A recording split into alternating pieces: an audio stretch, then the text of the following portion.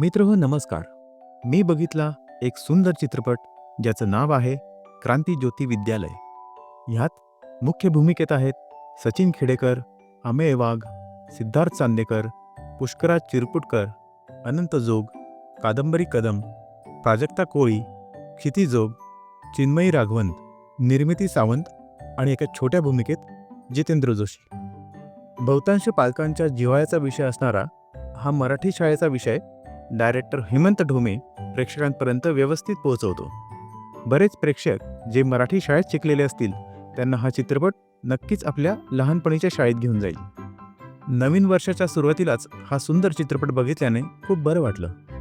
2-1 वर्षांपूर्वी एक रील फिरत होती ज्यात एका मराठी शाळेतले शिक्षक शाळेतल्या लहान मुलांना एक गाणं शिकवत आहेत. तुम्ही जर ती रील बघितली असेल तर या चित्रपटात तुम्हाला एक सुखद धक्का बसेल.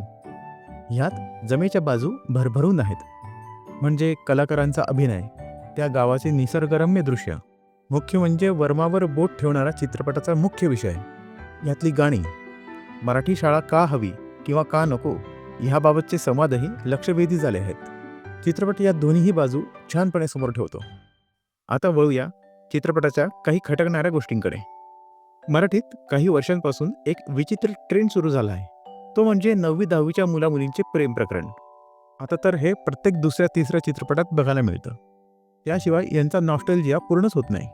ह्या चित्रपटात तर 9वी-10वीच्या मुलांचा लव्ह ट्रायंगल दाखवला आहे.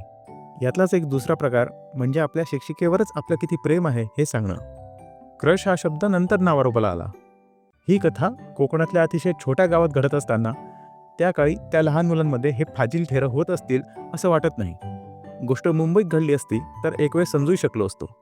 त्याची कारणं आपल्याला माहितीच आहेत. असो, अजून एक खटकणारी गोष्ट म्हणजे जेव्हा मराठी भाषेच्या अंतर्गत इतरही प्रादेशिक भाषांचा उल्लेख येतो, म्हणजे कोकणी, आगरी, अहिराणी, मराठवाडी इत्यादी, तेव्हा अचानक हा विषय तुमच्या णपेक्षा आमचा नच किती खरा आणि बरोबर आहे हे सांगणं, तेव्हा या विषयाला वेगळे वळण लागल्याचे जाणवते. खरं तर हा मुद्दा वेगळा, थोडा गहन आणि थोडा वादग्रस्त आहे, जो 2 वाक्यात संपणारा नाही.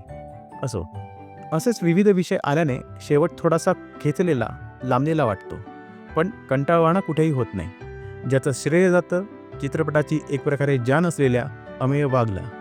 त्याच्या वाक्याला हशा पिकतो.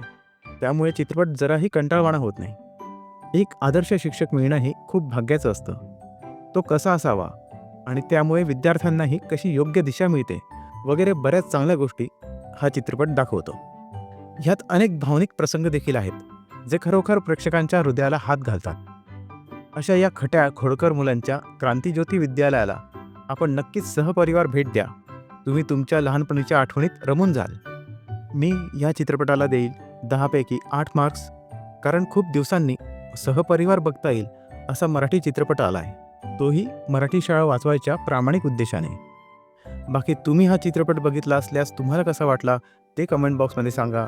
व्हिडिओ आवडला असल्यास व्हिडिओला लाईक करा, आपल्या चॅनलला सबस्क्राईब करा. आपण भेटूच पुढच्या व्हिडिओमध्ये. धन्यवाद.